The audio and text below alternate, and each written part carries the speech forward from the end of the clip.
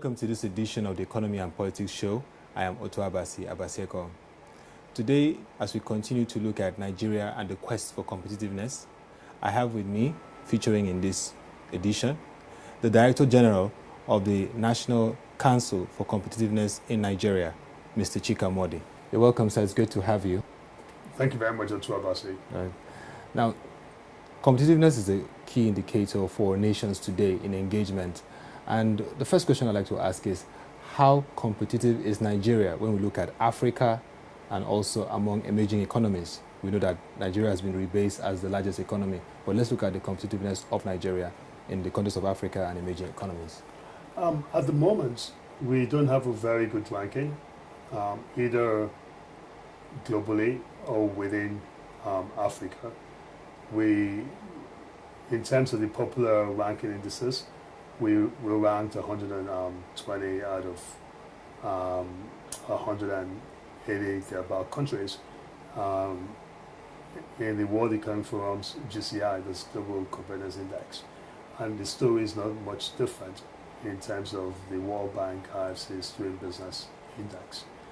So it's about average within Africa, but pretty much the last quintile on a global basis.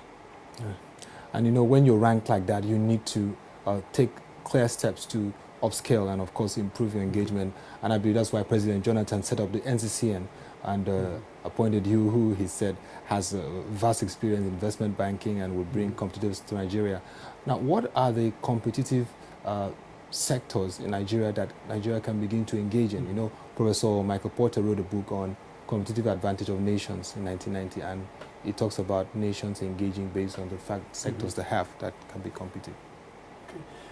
Well, to be honest, there's a lot of, like, perhaps you know, Professor Michael Porter is one of our council members, and he was very instrumental to the formation of the NCCN. Yeah. But I must say that a lot has happened A lot has happened since that book was written, both in terms of his own thoughts and perspective, and the scholarship that is out there on competitiveness. So there are several different approaches and theories about that.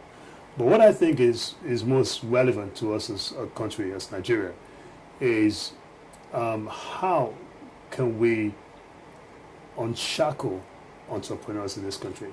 So regardless of whatever industry you've chosen to operate, and obviously some industries lend themselves to high productivity, some don't in the context of Nigeria.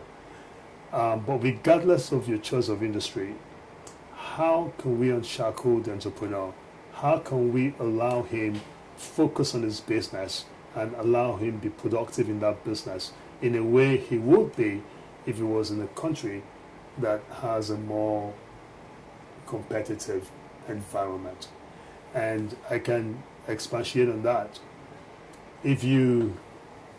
I've been to some 70 plus countries, I don't count them anymore. Yeah. And I've not met a group of people as entrepreneurial as Nigerians. The average Nigerian wants to go into business. He wants to start something. If he sees an opportunity, he dives into it.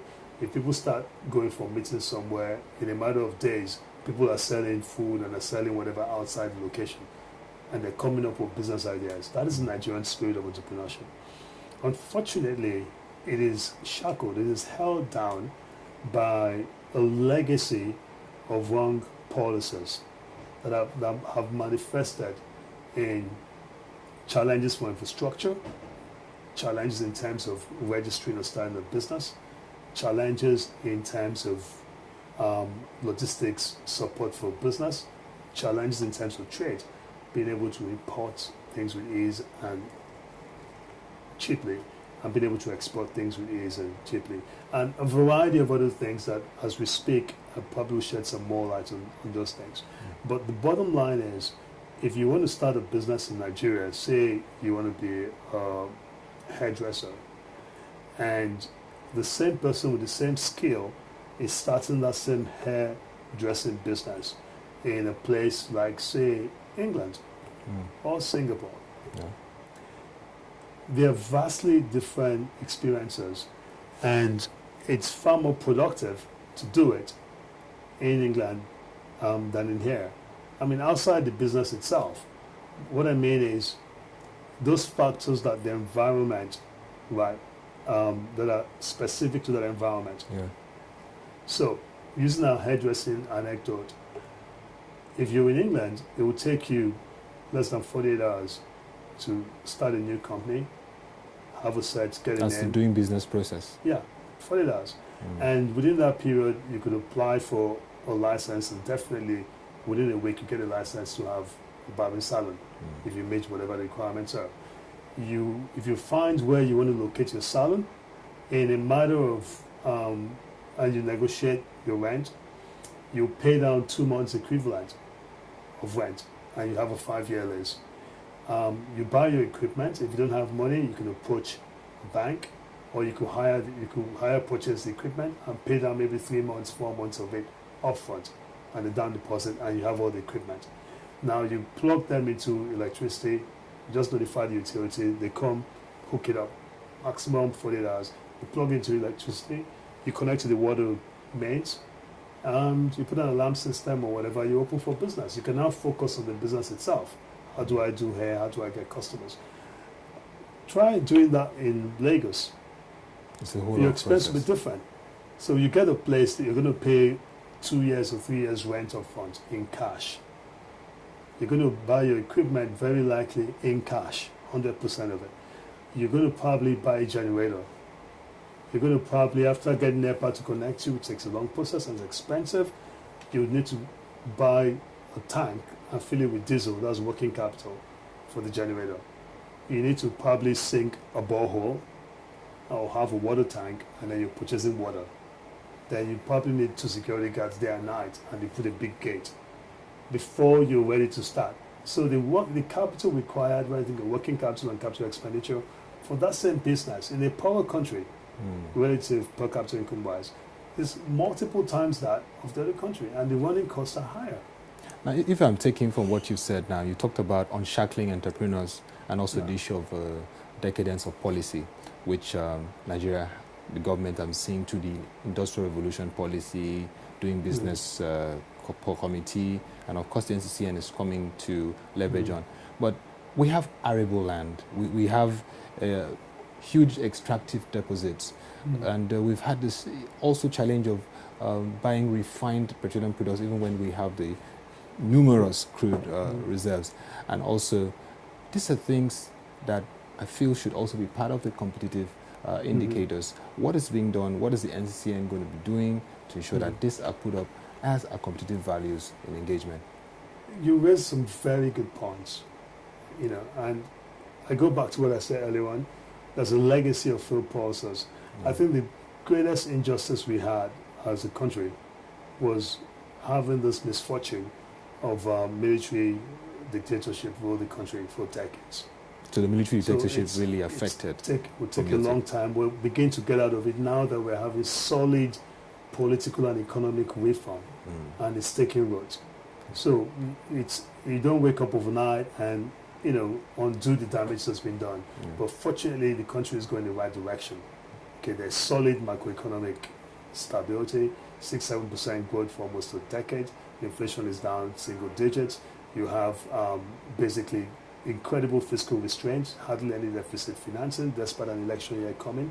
And in terms of the political front, you have press freedom in a way you never had before. Individual liberty is being respected. There's judicial independence. So the courts are giving judgments that are not in favor of the government. Nothing is happening to them. And this sort of reform is healthy for the society. There's healthy political contestation. So APC competes with PDP. That's healthy.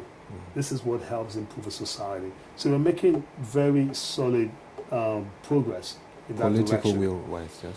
So political and economic reform. But back to your question, definitely, I mean, if you look at agriculture, despite the fact that it has lower contribution to our GDP with the rebasing, we now know better, it's still a very important sector. It's the largest employer. Very vital. And it provides food. Yes.